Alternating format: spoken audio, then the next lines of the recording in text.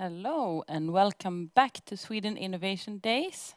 My name is Ylva Strander. I work with Vinnova and I'm here to talk about a topic together with Professor Benjamin Horton. We're going to talk about that we must move faster with climate transition. And Professor Horton is Professor of Earth Science at Nanyang Technological University in Singapore. You're also director of the Earth Observatory. You're a review expert on the IPCC. You're a consultant to Volvo Group and Schneider Electrics, to Malaysia, to the US, and also actually on climate adaptation to Saudi Arabia. Your resume and your research spans from research on rising sea levels, temperatures, and heat waves, superstorms, disease outbreaks, floods, new migration patterns. It's really biblical punishments. You've published 260 articles, and we're really, really happy, Professor Horton, to have you here at Sweden Innovation Days. Some of us heard hopefully most of us heard your keynote speech yesterday, and now we would like you to elaborate a little bit on this topic, that we must move faster with climate transition. Welcome, Professor Horton. Good morning, everyone, and good afternoon from Singapore. So we've got a 45-minute session today, so we can delve a little bit more deeper into climate change issues. And I'm going to take you through some of the slides you saw yesterday, but I'm going to try and finish the story on if you show up the first slide, please. Really, what are the consequences of a 1.5 degree C world? And what I hope we can do by the end of this 45-minute segment is that I hope we can reinforce that there needs to be action on climate change, because our future on climate is rather set. It's we know the pathways into the future. We have these incredible climate models that can predict the amount of temperature increase that will happen depending about the amount of carbon dioxide.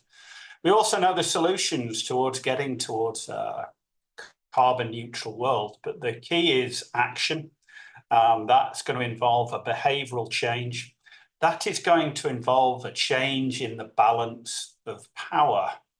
When you think about climate change, and if we solve climate change, you solve social inequality. Because at the moment, the vested interests in maintaining the status quo is such a small percentage of our global population. I asked this question yesterday, obviously the time difference, I never knew whether it was asked as a question, is how many people are online today are directly benefiting from the continued exploitation of petroleum.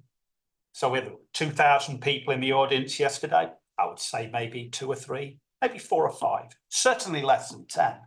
Variety of people in the world, vast majority benefit indirectly from petroleum in providing the power. But if we know that there are cheaper solutions, especially if we consider the true environmental impacts on carbon, it's a very, very small percentage, probably globally less than about 50,000 shareholders, dependent upon these oil companies, holding at hostage 8 billion people. We need behavioral change. We need to know as an individual that we can be the generation that saves planet Earth, that makes the Earth more sustainable, that respects other human beings, doesn't matter their color, their creed, their sexuality, their religion, that respects Mother Nature, works with it, not against it. Data is everything. Data is the truth. When an ice sheet melts, it doesn't have a conscience. It obeys the laws of physics. Next slide, please.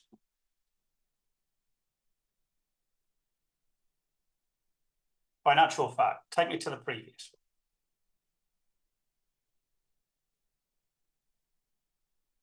So this slide that you see in front of you, if you didn't see it yesterday, is the state of our climate. And the climate controls, look out my window, the air that I breathe. The climate controls the water that I drink. And the climate controls the food that I eat.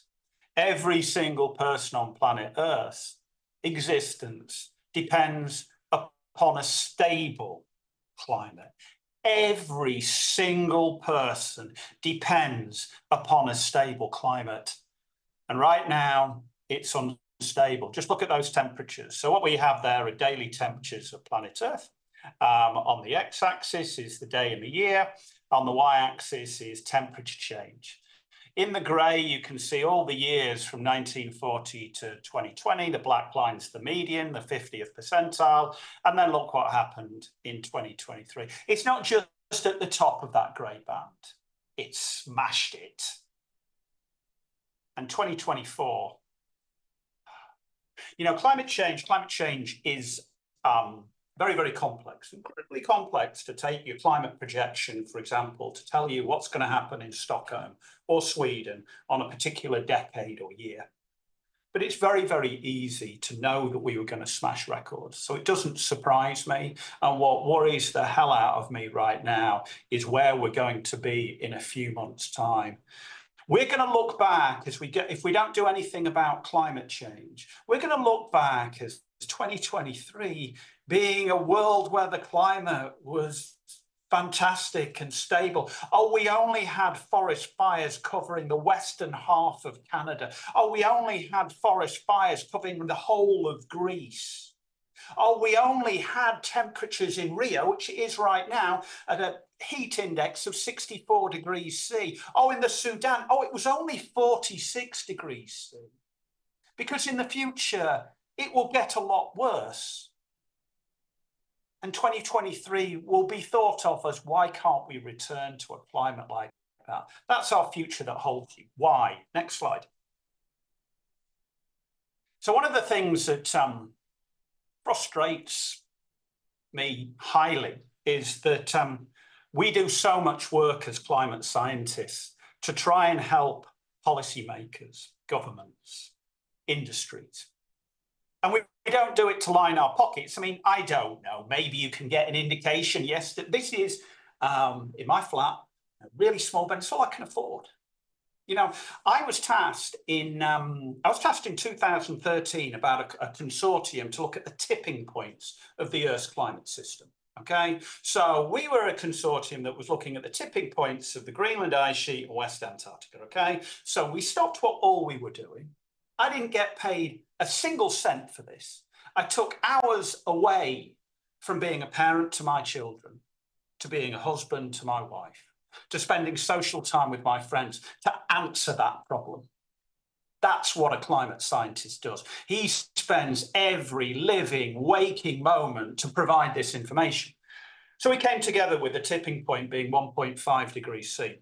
This was part of the Paris Agreement. Okay, so again, what a fantastic meeting that was, because I thought that all the hours that I'd spent, along with my colleagues, looking at that tipping point, and the tipping point is that our temperatures cannot go above 1.5 degrees C, above pre-industrial. And we had this agreement, Paris Agreement, and I thought, wow, surely now that policymakers know a threshold that you cannot go beyond, that we would have legislation, we'd have regulation, we'd have behavioural change. I don't mean to swear, but what absolute BS. What a waste of my time.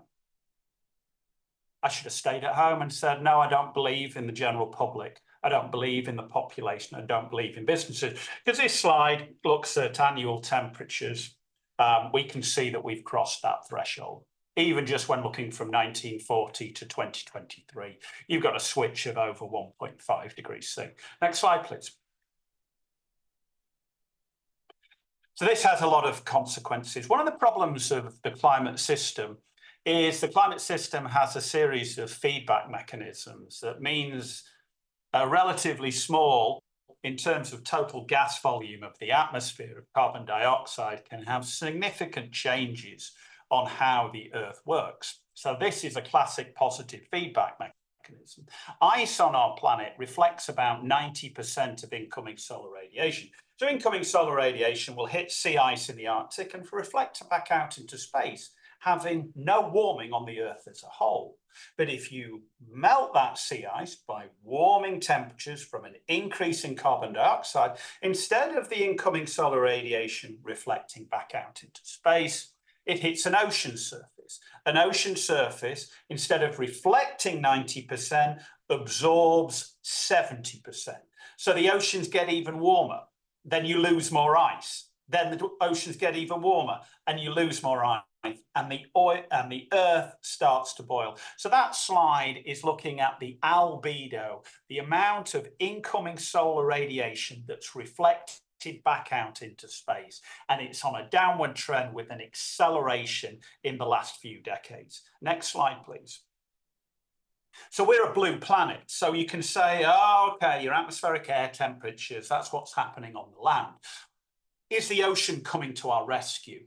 Well, yes, because it has absorbed huge amounts of heat.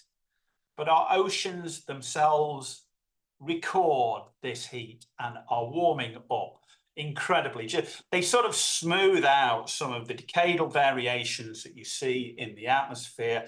We've got a straight line increase running from when our observational measurements started, really, when we had the year of the ocean in the 1950s, moving through to the present day. Next slide, please. So this is one of the slides that has, if you read, I don't know, I mean, I'm not really big on social media because, well, you know, being a climate scientist, if you're on general social media, the vitriol that you get is pretty horrendous, and I do not want to deal with that. But I am on LinkedIn because LinkedIn is where I see the future for climate science, is interacting with business leaders. So on LinkedIn, I try to take climate information and distribute it to business partners. So these are one of the graphs where in the climate field, we're petrified about, because in the oceans, we are not just like the atmosphere. We are breaking records, but on the oceans, I mean, none of the audience needs to be in any doubt that we're in real trouble here. So you've got temperatures of the oceans in individual days averaged over the Earth, and this comes from satellite-based measurements and in situ buoys that began really in the 1950s. As I said, 1957 was the year of the ocean where we started to systematically collect our data. We can see 2023, beginning in about March, April, it became the warmest oceans ever recorded, and it smashed that. Look at 2024. I mean, we're about 8 standard deviations above the mean. And what is worrying our climate scientists is that we are now in a new climate system where all the models, all the weather models of the past are meaningless. The data that's been collected by, let's say, an insurance industry to look at risk is meaningless, because our climate will start performing just how the climate scientists were worried about, completely different than the past. The amount of energy, so if we go from March the 1st last year to March the 1st this year, the amount of energy added to the oceans was 9 zetajoules. Now, to the vast majority of you go like, what is a zettajoule? Just to put it in context, the amount of energy used by the 8 billion people on planet Earth last year was 0.6 of a zettajoule. The oceans have absorbed so much heat from the greenhouse gas effect. Next slide, please. And then this is more of a sort of like, you know, traditionally what I am is a paleoclimate scientist. So when I was trained as a PhD student, I was looking at what the climate is today and how does it compare with the past? Because what you want to always try and understand is this change in the modern era Is it part of natural variability? But what we see is if we go back, if we look at the x-axis, this is not months, years, centuries. This is thousands of years. So we're going back 150,000 years, where we have accurate measurements from understanding the orbit of the Earth around the sun and climate archives, the energy balance of the Earth. And this is in watts per meter squared. And you can see that for, I don't know, 149.9 thousand years, we were in balance. And then carbon dioxide was extracted out of the ground, originally as coal, then oil, then natural gas. We lost our lungs of the earth in terms of our natural vegetation and our corals. And now we have this energy imbalance. Next slide, please. So then the question is why? And I posed this yesterday to you, that we've known about the impact of carbon dioxide since the 1850s. The first models were developed in the 1900s. The oil industry, one of the things about the oil industry is, you know, what is their product? The product is petroleum. Are you telling me that an oil industry does not know the impacts of that product? And of course they do. You know, when I was doing my undergraduate degree, when you were looking through papers in the 1960s, 70s, and 80s to find information about how the climate warmed, you turn to Chevron, BP, the American Association of Geologists, or Petroleum Geologists, because they knew the information. And the relationship is really quite simple. So here we're plotting in the blue and the red bars is the annual temperatures of the Earth, okay, and then the amount of carbon dioxide on our planet. That is such a strong relationship. I mean, you know, where's the doubt? Why was there misinformation about this? Why are people thinking, oh, climate change, particularly before we saw observational evidence of the number of people that are impacted? Why did we doubt this? You know, if this was a different graphic that was, I don't know, let's think about this, any type of economic indicator of GDP. So if you had such a close relationship of GDP versus an indicator, I don't know, life expectancy, and then you had an ability to know the pathways of life expectancy, to know where GDP is, and the solutions to get that life expectancy, you know what to do. So I find it staggering. Next slide, please. So I can ask any of you, I mean, this is something that, you know, I do with high school kids and younger when we're talking about data. So here we have the amount of carbon dioxide in our planet, sort of smoothed since the 1880s. Can you click the button again, please?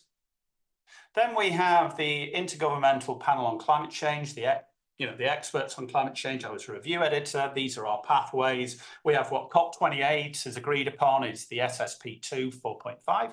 And then you've got the pathway we've been on for the last 30 years and show zero signs of changing. I mean, 2023, you know, that year was the warmest year since we had the warmest day, which was July the 6th, smashed in July the 8th. July was the warmest month ever recorded. June, July, August, warmest 3 months. And 2023 was the warmest year since recorded, and probably the warmest year for 120,000 years. Turn to carbon dioxide. We produced more carbon dioxide in 2023, smashing previous records. When was the previous record? 2022. It would have been even higher in 2020 and 2021, but we had the pandemic, okay? So 2023 was the maximum amount of carbon. So where's this regulation? Where's this legislation? Where's this green transition? The COP28 wants to talk about, oh, we're on a transition. Give me a break. You produce more carbon dioxide in 2023 than you ever have done. You chopped down more trees in 2023 than you ever have done. You destroyed more coral reefs in 2023 than you ever have done. So, you know, the audience can, you know, you can do a poll. What pathway are we on? We're on SSP 5.8.5. Are we going to change that? Not without behavioral change, not without innovation, okay? Can you click it? Okay, so there's temperature. Just to reinforce that, wow, this is a relationship. okay, 1-to-1. Why there has been doubt, I struggle to understand. Next slide. And this is where our models project. Okay, can you just click it, please?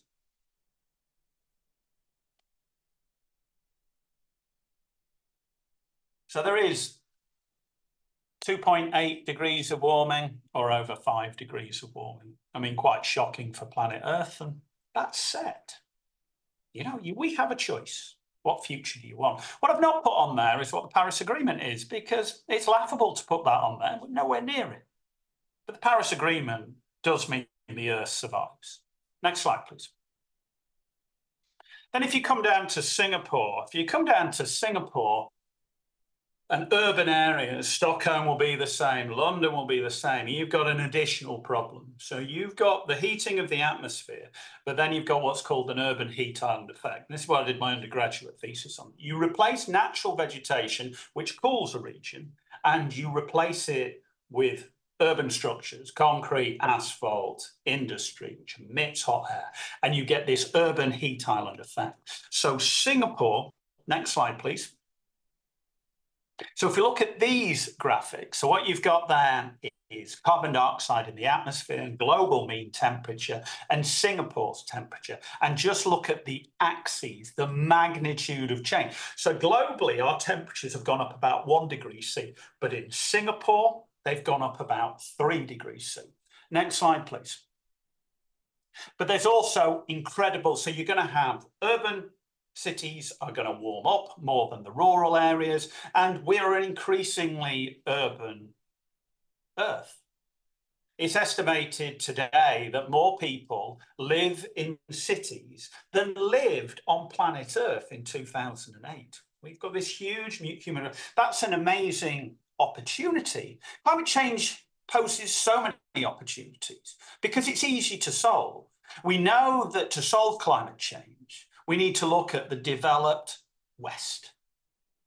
The big historical polluters need to answer for climate change. This is also where all the tech is. That tech needs to be given to the developing countries so they can have the energy and power, but they do it in a sustainable, carbon neutral way. So cities are going to move. We have to solve it in our city, but there's going to be uneven heating. So if we look at this slide, on May the 12th was the warmest day in Singapore's history, okay? When we talk about behavioural change, it's quite interesting, okay? So it's the warmest day in Singapore's history. So, you know, I'm based here in Singapore, you know, we get the readings, you know, news agencies say, Ben, can you come on national TV? Okay, so I come on to Channel News Asia in the evening, and I'm there in the studios, got all my lines ready, and they say, look, I'm sorry, there's a breaking news story that's bumped you off. And I'm like, oh my God, what's happened? What's more important than the warmest temperatures in Singapore's history? Okay. Is it, you know, a huge geohazard disaster, earthquake, volcano? Is it an outbreak of, you know, another pandemic? Is it a regional war? It was something far more serious than that to the Singaporean general public. And that was the lack of availability of Taylor Swift tickets. Now, you may laugh about that, but that's society's perception of the risk of climate change. May the 12th, that's the distribution of heat on Singapore, okay? Look at the difference. There is a 6.5 degree C difference in Singapore between the urban areas of Singapore and the rural areas of Singapore. What does a smart person do? Okay, so there's a story behind this. Stories are always important, okay? So I'm looking for a new flat. My previous lease has ended and I'm looking for a new flat. Where am I going to choose to live? Well, I want to live in an area where I can sit out on my balcony most of the day. I want to live in an area where I don't need air conditioning on. I want to live in an area where I can walk safely. So I picked the yellow areas. I was armed with that map. I told my real estate agent, this is where I want to live. And they'll say, oh, well, I've got these really nice condos we can look at elsewhere. And I'm saying, no, I don't want to go there. Why don't you want to go? It's too hot. And they look at me like really strange, what? And I go like, I am picking the areas in yellow on this map. for where I live. And that's where I live right now. Next slide, please. What about the future for Singapore? So Singapore perhaps has the highest resolution climate model in the world. They spend a lot of money. You can't, you know, Singapore is a small country. It's only like 50 kilometers across. It's a very small country. So global models aren't going to cut it. Neither are regional models. You're going to get a cityscape model. So it perhaps has the best climate model in the world developed by the Singaporean government. And these are some of the data that comes out of it. So these, with the humidity, these are days that are unsafe to live in Singapore. And, you know, look at the high emission scenario, SSP 58.5, okay? We're talking about every single day in the year. That's the reality of climate change. Next slide, please. We'll just skip over some of these. This is the other tip. I was going to talk about a variety of tipping points. Let's skip over this. So you've got more time for questions. Next slide, please. This is all the area in Singapore that will be flooded. Next slide, please. This slide is an interesting one. Okay, so this is my why I get very, very upset. You know, so what we've got here is the warming of planet Earth. And we've got in the red stripes, you know, Ed Hawkins sort of warming stripes of planet Earth. Then we plotted alongside it the amounts of carbon dioxide in the atmosphere. We see this incredible increase from the 1960s at around 320 going up to around 4. We're over 420 now in 2023. And then we get the timeline of all these meetings. You know, the first World Climate Conference, the first Intergovernmental Panel on Climate Change in 1990, the first Conference of Parties, you know, COP1 was in 1995. You have the Kyoto Protocol, the Copenhagen Accord, the Paris Agreement. They've all failed. You know, I think of myself as a very, very good climate scientist, but on impacts on policy, I'm a complete failure. Next slide, please. Why? Why? Well, it's not at anyone's top of their agenda. You know, half the planet has either voted, Indonesia just voted, or are going to vote in so-called free democracies. And it's not on the agenda as a top voting priority. Switzerland, it's number 2. But you could say that that's because they live in a country where they've been observing climate change through the melting of their glaciers for decades. Next slide, please. But there is hope. 86% of people on planet Earth want action on climate change. I think the vast majority of people are a little bit paralyzed about what they can do. And I think, and why I agreed to talk last night and today to the Swedish innovation, is that innovation is the answer. I would task every single one of you to spend as much time as you can in pursuing climate. And I said this last night, like your life depends upon it. Because it does. It just does. So do it for yourself. If you don't want to do it for yourself, do it for your children. Do it for your loved one. Do it for my kids. Hey? I spent 25 years studying climate. I know exactly what's going to happen, but I can't solve it. I didn't do my PhD on innovation. I wasn't an engineer or a material scientist. I'm not good at communicating. I didn't do a communication degree. I'm a climate scientist, and I know where the Earth is headed. Act like your life depends on it, because it quite literally does. Thank you very much. I'm open to questions. No, thank you very much. That's a very, very clear and a very, very harsh message. So what do you say to we see right now a large proportion of the population and maybe also the politicians that go quickly from climate denial to maybe climate nihilism, from we have no problem to it's too late to do something. What do you say to them? Well, What my is first needed? answer is that's wrong. That's vested interest trying to state that the population denies climate change, that the population sees that there's no hope. I work at a university. I don't see no hope in all of these young people. All I see is opportunities, and all I see is their enthusiasm, and all I see is ideas. And we've got the development through AI, generative models. We can track data on the ground, in space. We know the impacts on health and finance and biodiversity.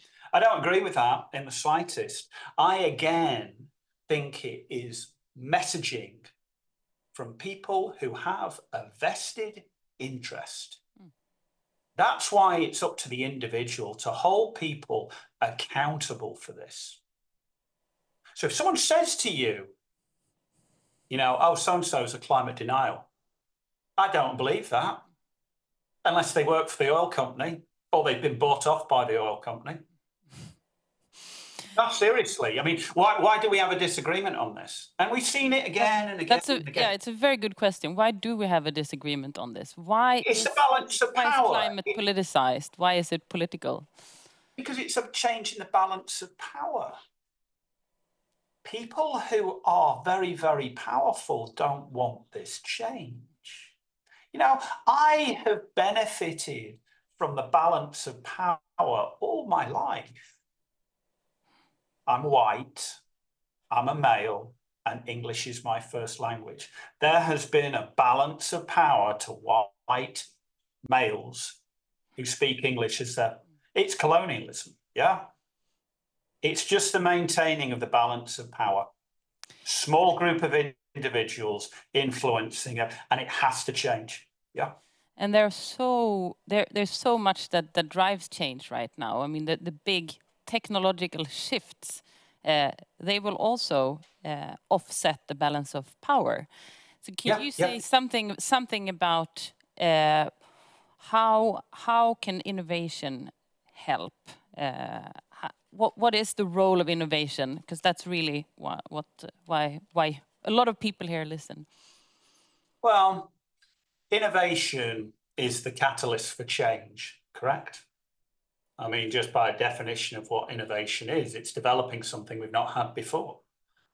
We know about how to transition our energy system. We've just not done it fast enough, and we've not shown the alternative. So I actually think that innovators, a little bit like climate scientists for the future, need to be a little bit of a different breed.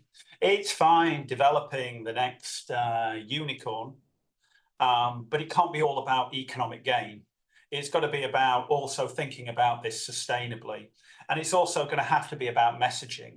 So you can't just have innovators who just want to do it because they think they can get a patent and make their money, or they can develop a small company that then gets bought out by a larger company. We have to think about, it's just like a climate scientist. I thought growing up in my career that all I needed to do was run my computer models, show the progression of climate change, and oh, bingo, of course, a politician's going to want to look after his community. I was misled. So I was misled and naive, ignorant. University's not the greatest system. That's the other thing. A university is very old, traditional. We have a way of doing things, very hard for us to be innovators. So it's up to the next community. But I do believe you've got to do more than just think about economic gains. And I see that, you see what the young generation. I was at an innovation fair at NTU.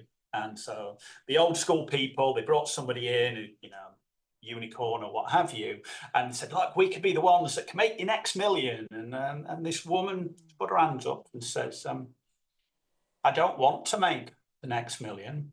I obviously want to be financially stable and successful, but I want to save planet Earth.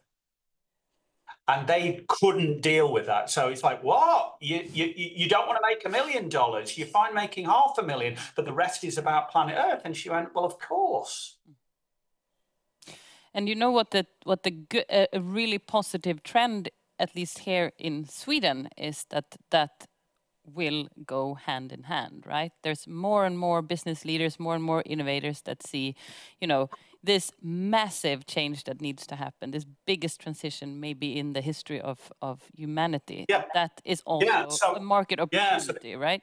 the key is publicizing how this works. I can list off failures and disasters, but it's very hard to list off successes. And they need to be publicized so the public knows there are opportunities and choices out there, and we're not given this doom and gloom. We know exactly where we're headed. So as a climate scientist, I can tell you where we're headed, and I can give you a probability of catastrophic decline. But successes, we can solve this. We have to solve this. So and I believe the tide has turned really in this matter. So a few years ago, on an innovation event like this, climate wouldn't be a top topic. Maybe you wouldn't have been invited as a keynote speaker, but right now there's an awareness and a lot of people also in the business community want to put their effort and their money into this cause. I agree with you on that, and there has to be lots of voices on climate change. Okay, there has to be a voice for the scientists that will tell you, well, if we don't do this, this is where we're headed. But also, if you do this, this is where you're headed. I do not believe that climate change should influence anybody really negatively. What I would like to do, for example, and I didn't have the opportunity. I went to Saudi Arabia recently. You mentioned that I do some consulting. They held a sustainability conference, okay? So I came in and sort of gave a little bit of a similar message to today. And Saudi Aramco spoke after me, and they gave a very different message. A lot of this sort of like, we need to remove ourselves from transition. The latest messaging from the oil company is that basically we need their energy. Without their energy, the developing world cannot develop. And without this energy, the lights will go off and we'll have real problems with health and security. And that's a very mixed messaging on this. But what I would have liked to have done would have been to sit down with the chairman of Saudi Aramco and say to them, right, okay, if we do have to transition, how would you do it? If that was like, there's no choice about this, how is Saudi Arabia, a country that has gained huge wealth from the fact that they have a raw material under their ground, and they're fully in their rights to exploit that material and sell it around the world? But how do you get a transition where it's carbon neutral? And just as they are they employ some of the smartest people in the world. Just say there's no choice on this. We're not having this mixed messaging. Saudi Arabia needs to be carbon neutral by 2050. How do you do it? So you have to have them at the table.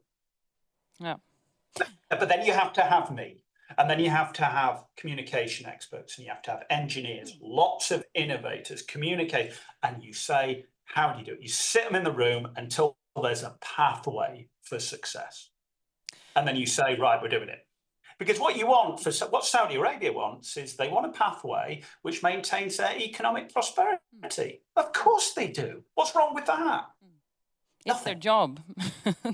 It's their job. So I fully understand that. So how do we do it? So I don't, this mixed messaging and this communication, I've had enough of it. Just say, we do need to be carbon neutral by 2050. How do we do it? How do we do it so Saudi Arabia, all other oil producing nations can maintain their, and that's all about thinking about things like carbon capture and storage, restoring the natural world, using AI to find these solutions, involving innovators. How do we catalyze change?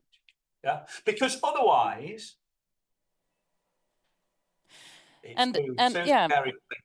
we talked before a little bit about the importance of policy, right? And the European Union and the European Commission have been very ambitious in the past years, and they passed a lot of legislation that helps basically businesses transition and societies to transition. Now, we see other massive societal challenges that catches people's attention. We have the Russia's aggression in Ukraine, and you mentioned a few others. So what would you say to, you know, there's an election now, European Parliament goes to election in the spring. How do we make this a top on the agenda for the business community, for the innovators? And avoid this backlash that a lot of people are talking about. A policy pause is something that's discussed now, right? Yeah. I mean, you know, you can see that obviously the world isn't. Well, the thing about it, I mean, how do I answer this? You know, we've obviously got horrific regional wars in Europe and the Middle East right now, where innocent lives are being lost, where it's like they're worthless. It's heartbreaking. Take us back just 3 years ago, and we were in the middle of a pandemic where our economies were shut down. We were isolated, which is against human nature, because of a virus that we didn't know how to control except through social distancing. But we have been through regional wars. Maybe it's closer to home because we're talking in Sweden, and the Ukraine and Russia are within a very short distance.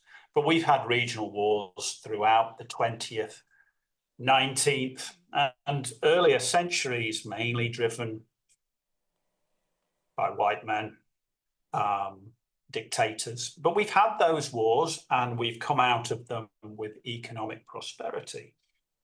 We've had pandemics before, you know, before COVID-19, it was SARS, Ebola, Spanish flu, the Great Plague. All of these we recovered from. The most recent one, it's interesting to know, was solved by a small group of scientists. An incredible global action took place through the World Health Authority, distributing those vaccines around the world. Yes, there was some unevenness, but globally, it was a huge success story. But climate change, we've never experienced. No. We've grown up in a civilization of stable climate. So it's all about education, about that this is the big threat to our very existence. And then, interestingly, from a world war, how the Ukraine started, I don't think, no one predicted that Putin would act like that. No one predicted the scale of the massacre by Hamas. And so it's setting wheels of motion that were storylines, but we didn't know how to predict them. The pandemic, we never predicted that it would have such an effect globally so quickly. But climate change, I can tell you exactly where it's going. No. And you could argue, I mean, that climate change will, if anything, increase these other massive. You know, I think the big concern of a climate scientist is, you know, not that we're going to get heat that's going to cause massive starvation on a global scale. The big concern about climate change is that it causes human migration. No. Human migration impacts politics, and there are too many nuclear warheads on this planet. Very true. And that is the big worry, I think, of climate scientists, is we're setting in the wheels of motion of human migration. And we, you know, people, you know, as a person, you will do anything you can to save your loved ones. So if you've got a crisis where you are because of a drought or a wildfire or a rising, you will move.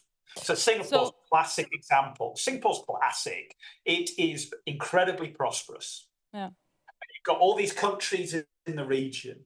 If something happens here to do with a drought and wildfires, where would you turn to? And what will Syncore do? Professor Horton, we're running out of time. We could talk for hours about this. It's the most important topic in the world. We actually today we have the Swedish Climate Policy Council producing a report on the Swedish climate policy. So that's going to be interesting to follow. I want to thank you so much for coming here, talking to us and stressing this.